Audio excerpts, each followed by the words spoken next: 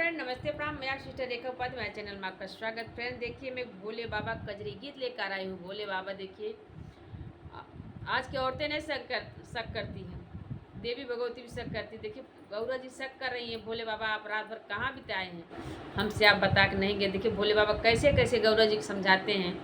आप लोग जब लास्ट तक सुनेंगे तभी इस गाने का आनंद आएगा। वीडियो को फुल वॉच करके सुनिएगा। मेरे चैनल पर सब्सक्राइब कीजिए, कमेंट कीजिए, लाइक कीजिए। प्लीज़ आप लोग हाथ जोड़ मेरा अनोखा निवेदन है कि आप लोग वीडियो को फुल वॉच करके सुनिए। चैनल को मत डाउन कीजिए, आप लोग हाथ जोड़ रही हूँ।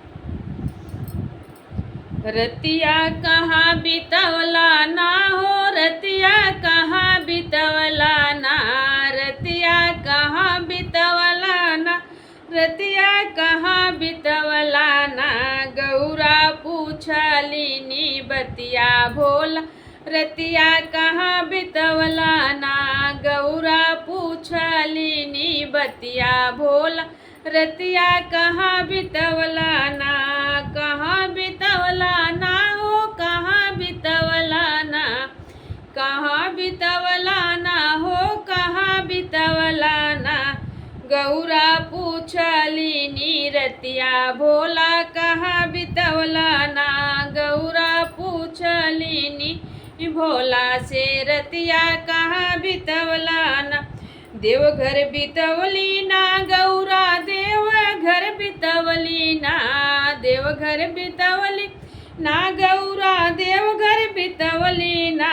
शिष्या डारत रली जलवा गौरा, रतिया उहाँ बितवली ना। शिष्या डारत रली जलवा गौरा, रतिया देवघर बितवली ना, रतिया देवघर बितवली ना। रतिया कहाँ बितवला ना, रतिया कहाँ बितवला ना, रतिया कहाँ बितवला ना, रतिया कहाँ बितवला ना। गौरा पूछलिनी बतिया भोला, रतिया कहाँ बितवला ना।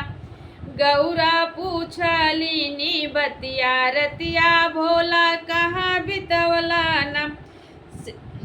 जलवा रतिया कहाँ बितवला ना, रतिया कहाँ बितवला ना, रतिया कहाँ बितवला ना।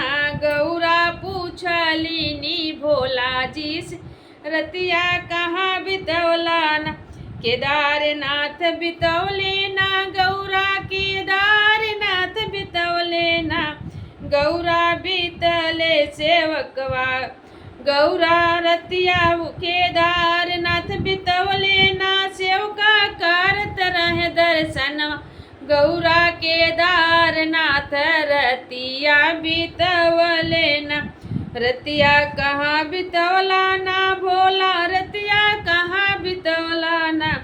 गौरा पूछलिनी बतिया भोला, रतिया कहाँ बितवला ना। गौरा पूछलिनी भोला, रतिया कहाँ बितवला ना। चर्चा में बितवली गौरा, चर्चा बितवले ना। नीलम करत रली चर्चा, रतिया उहाँ बितवली ना। नीलम करत रहली चर्चा, गौरा रतिया उहाँ बितवले ना। रतिया कहाँ बितवला ना, रतिया कहाँ बितवला ना। गौरा पूछलिनी बतिया, रतिया कहाँ बितवला ना। गौरा पूछलिनी बतिया, रतिया कहाँ बितवला ना। दया रतिया उहाँ बितवली ना, दया रतिया उहाँ बितवली ना। कहाँ बीतल स्वामी कहवा बीत, भोला कहाँ बितवला ना। गौरा पूछलिनी बतिया, रतिया कहाँ बितवला ना। गौरा पूछलिनी बतिया, रतिया कहाँ बितवला ना। जय माता दी।